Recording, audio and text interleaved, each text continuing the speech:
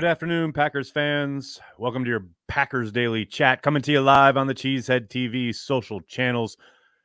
It's Tuesday. The Packers have off on the practice field, but they're still doing stuff like signing running back James Robinson to the practice squad and letting go of my guy, Keandre Thomas, unfortunately, who I really liked. But world moves on, signing a running back. What does it mean?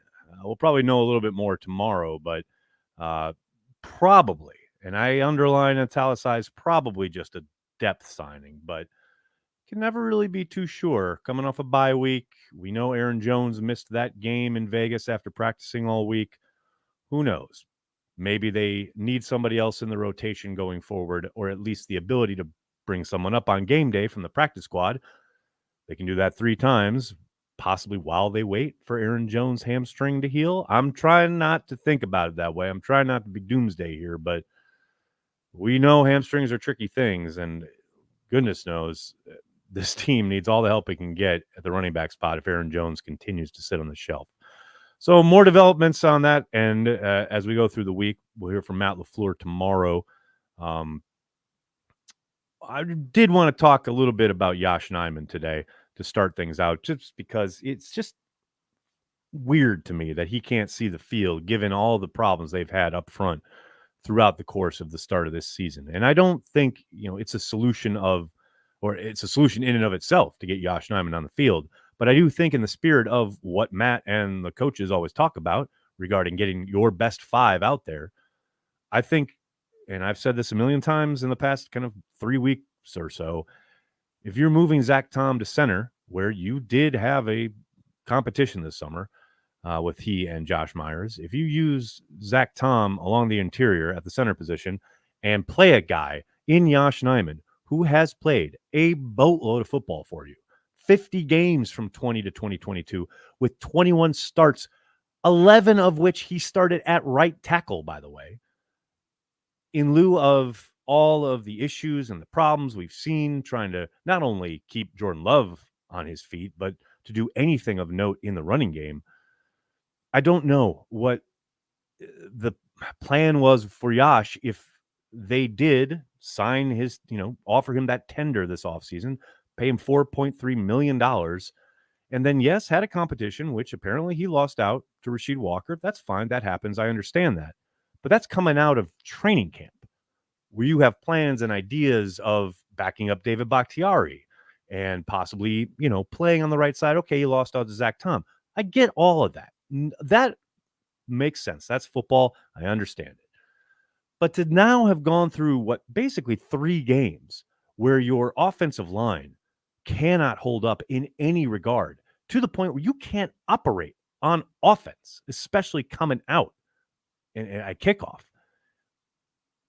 It's just bizarre to me that something hasn't been done along the front. And maybe the bye week is what it takes to, shake things up, to make what I guess they would consider a significant move. But it is a very curious case when you look at Yosh Nijman, especially, I'm sure you all remember Stanovich's very terse response when asked about the competition and how some people rise to the challenge and some people don't. And then Matt LaFleur having to try to walk back those comments with The Athletic.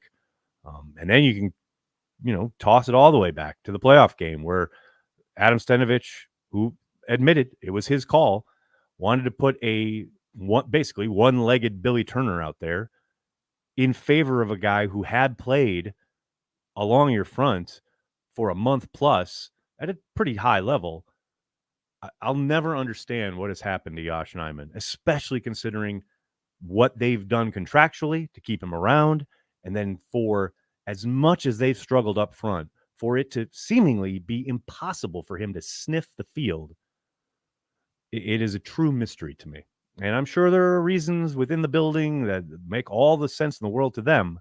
But on the outside looking in, it is incredibly curious. Incredibly curious. Hello to everybody in the comment section. So good to see everybody. Sorry for my late start. Had issues with my Chrome heading into this live stream here. So I'm coming to you on Firefox this afternoon. So anything could happen. I kid with the Firefox. But I do hope you're all doing well. I want to give a shout out to our good friends over at Firecracker Farm. You know the drill. Spice up your game with Firecracker Farm's amazing hot salt. Everything is better with hot salt. What is it? Sea salt infused with ghost, reaper, and scorpion pepper. It's great for grilling, dips, and cocktails, you name it. Who makes it? It's a family brand made by hand in small batches, not in a factory. The guy that makes it is cool and a friend of Cheesehead TV. He, his wife, and kids grow the peppers on their farm and make the hot salt right there. And I know what you're saying. Do the kids really help grow the peppers? Yes, people. Yes, they do. Right now, Firecracker Farm is offering a 20% discount for Cheesehead TV viewers and listeners for a limited time on your first order. So go ahead.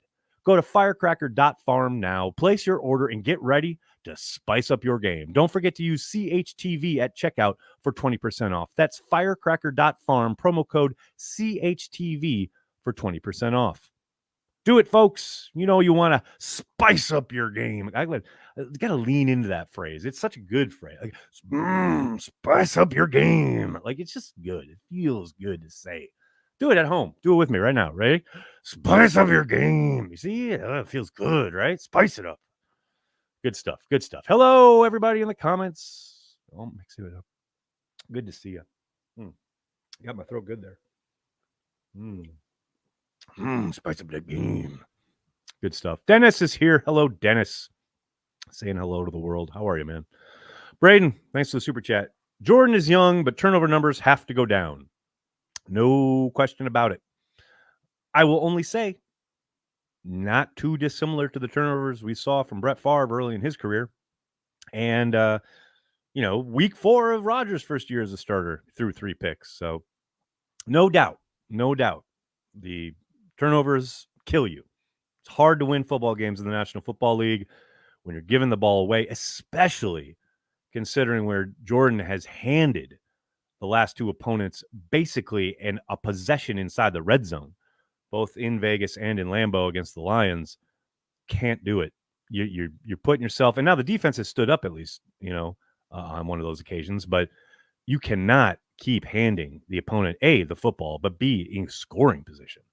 That is a hard way to live in the league. You got to take that and learn from it and make sure it's going to happen again occasionally. Eventually, turnovers do happen, but not with such regularity, especially not in the same game. Cannot do it. Abdul, what's up, man? Thanks for super chat. Hey, Aaron, are you surprised we moved on from Taylor after how much time / snaps we invested in him? Robinson wouldn't be a bad third stringer. It would be nice to see what he can do.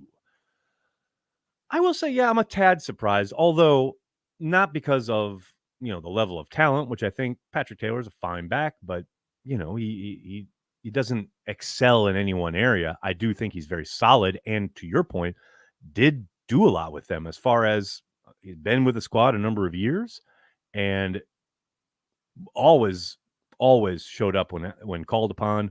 I keep thinking back to that playoff game where AJ got hurt at the start of the second half. It was clear they were pretty reluctant to put him out there because they wanted, Aaron Jones to get as much work as possible as they were desperate to extend their season. But when Patrick Taylor was called upon, he was really good, both the limited carries he got, but especially in pass protection, which is what they always talk about when it comes to the job description of the third running back.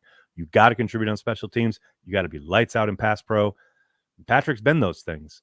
I do wonder, and I haven't gotten any intel on this, but I do wonder, if the Packers' plan had been, okay, we're going to keep bringing him up, and now obviously they had signed him to the 53 because they had to, and then they cut him. Was their plan to try to bring him back on the practice squad? And Patrick said, yeah, no, thanks. I'm done with this yo-yo nonsense. I mean, I don't know anything, but that wouldn't be out of the realm of possibility. I'm sure every guy's looking for stability at some point, and he keeps contributing and not being kind of appreciated in the sense that he's kept on the 53. So, hell, even coming out of training camp, they kept Emmanuel Wilson, who can't sniff the field or touches of any meaningful kind, but they're trusting Patrick Taylor in these situations. If I'm Taylor, I'm thinking, well, okay, so just keep me on the 53. Let Wilson do the yo-yo act, but that was not the case. As far as Robinson goes, I mean, look, he had a very, very, very exciting, productive rookie season. There's no doubt about it. And I loved his style, his play style in that season. But he has not been the same since he suffered that Achilles injury. He has bounced around to a bunch of different places. I know he was, I believe, with the Giants in the preseason.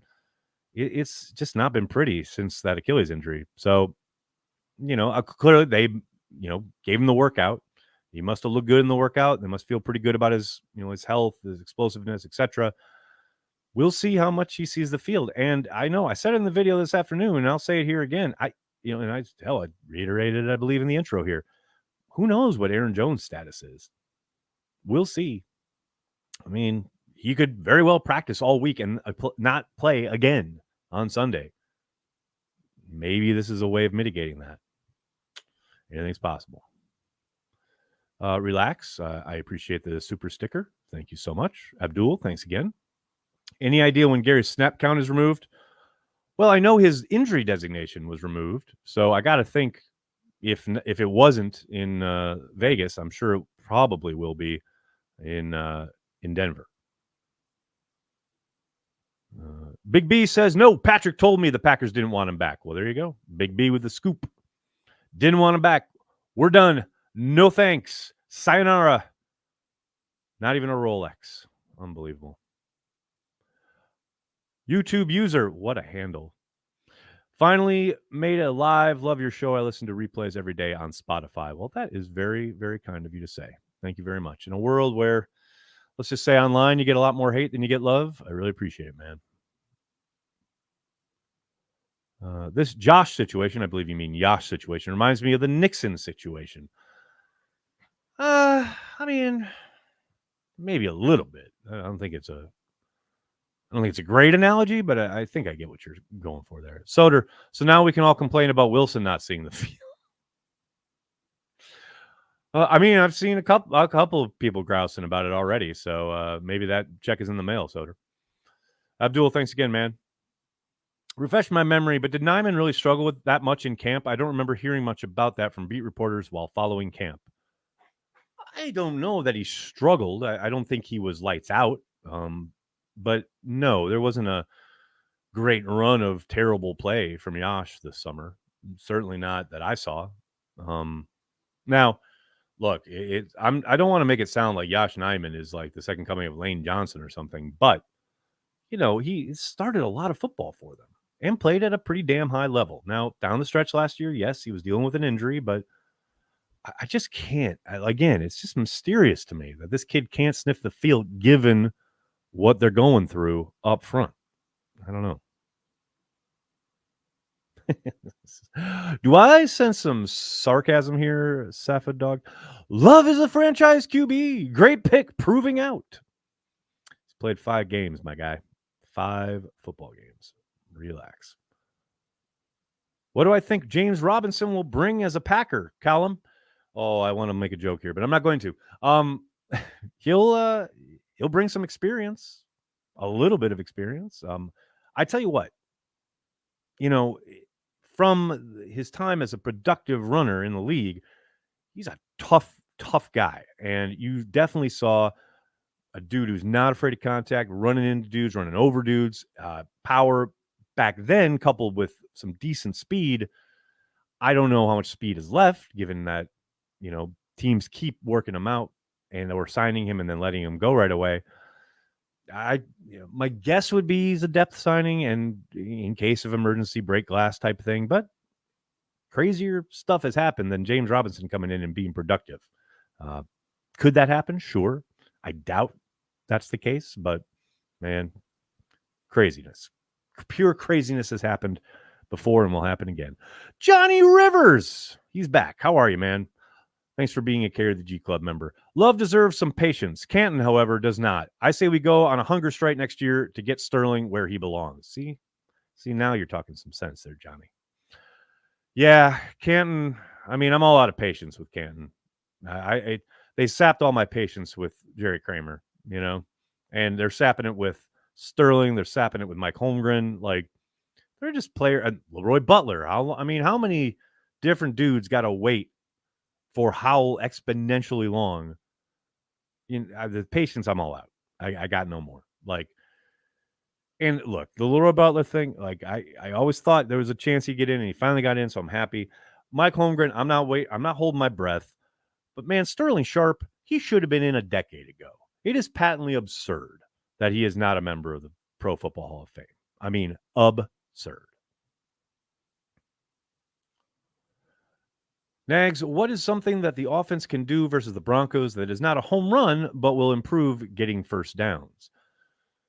Oof. Well, I mean, I sound like a broken record, and I know, Brandy, you were listening this afternoon on Carry the G radio, but first down is killing them in the sense that they've got to stay ahead of the sticks early in some of these kind of way they keep putting themselves on, get back on track situations where a holding call or a drop or whatever puts them in 2nd and 10 or 3rd and 15 or what have you. Man, I'm not saying that they got to, quote, run the ball more, because I think that's a bit of a misnomer. First down is the easiest down to throw on. And I do think they have to give or get Jordan into a rhythm sooner and roll him out, get him on the edge, or hell, bunch sets, get some rub routes going, get guys in the flat with some easy completions, quote unquote easy. In the NFL, it's not really ever easy, but some quick, somewhat easier throws rather than continuously coming out and calling these long developing pass routes where Jordan has to sit back there and survey the defense and have the guys hit their landmarks and let it rip, hopefully on time with the coming out of the break. All of this timing needing to be married up and all of it, instead of run the ball, get some short completions, get Jordan in a rhythm, and then start letting him press the ball down the field. Because I think he can do it. We've seen him do it. I just think asking him to do it right out of the gate is where they're somewhat going awry. Also, yes, as Soder says, give the ball to Aaron Jones. That's the part of running the football, which should help if Jones is back. We don't know if he's going to be, though. Adam says, cool with the play action, Packers, please. I disagree on that. I think more play action, the better. Every metric will tell you you don't need a successful running game to be effective in the play action game. I think the play action works, and especially the way they utilized it against the Raiders out of the pistol, I think was really smart. I would like to see more stretch zone again, hopefully with Aaron Jones back, and then boot action off of that. I think that will help a lot, but we'll see. David, teams have film on the Packers. Dun, dun, dun. Yes, and the Packers have film on the teams. More at 11. I love it. Time to patch things up with Kylan Hill? Oh, no. No, that ain't going to happen. Kylan Hill had his chance, and he blew it. It's criminal Cower got in before Holmgren. All right, I don't know if it's criminal, but it is unfortunate. Yes. Any news on Aaron Jones? No news on Aaron Jones. We won't have nothing until tomorrow, though he did make an appearance this morning on the Packers Salute to Service press conference. Outside of that, no, we won't get any kind of indication regarding Aaron Jones until tomorrow. First injury report of the week will be out tomorrow afternoon, but we should hopefully hear from Matt LaFleur prior to that, and the guys will be out there at practice. Maybe get a better indication of where he's at, but no news today. Stanley, thanks for the super chat. Is Rudy Ford playing at Pro Bowl caliber this year? Bit premature on that one. I think he's playing well and better as the year goes on, and I do think he's coming off his best game in Vegas, but got a ways to go here. It's not like he was lights out right out of the gate. I think he's certainly probably playing the most physical of anybody in the secondary, including Rasul, who I think is physical as hell. But yeah, I'm not ready to say he's Pro Bowl worthy just yet. Got a ways to go there. Daniel, what's up? How you doing in Houston? Thanks for checking out the stream. Really appreciate it, man. Please, no more sprint left. Oh, Nathan. Man, they ran sprint right option, but their version of sprint right option was sprint left option. And I know JT O'Sullivan went over it and how much he hated it, and I can't echo it enough. My kind of take on that play for years has been, why are you cutting off half the field for your quarterback in a gotta have it situation? If it's third down in the red zone, I hate it. Like, I don't mind it on first down. Like, I don't love it in general, down in the red zone where everything kind of is condensed and you're making things even more condensed by rolling them out. But on first down, at least you're not like hell bent, like it's now where I'm kicking, that call on third down. Ugh, it's a tough one. And I think people kind of, I'm not saying this is Matt, but I think people are, by people, I mean play callers, a little bit romantic about this call because it is so famous. Joe Montana to Clark in the end zone in the NFC Championship game back in the day. Like, it's a bit kind of embedded in brains as far as the NFL world goes. But man, we're way past it being effective. Like, every once in a while, you see somebody complete it, and yes, it's always exciting when it happens. But man, yeah, no, I'm not a fan. Not a fan. You're limiting your options on a play where you've got to have it. Not a big fan. Let's go sports. What's up, man? How you doing? Joe, stop doing end arounds when you can't run north, south, east, west, or execute a screen. Yeah, I mean, Joe, you're not lying there. I don't disagree with your police work on that one. All right, everybody, I got to get going. I can't thank you enough for hanging out, talking Packers each and every day, Monday through Friday, right here on the Cheesehead TV social channels.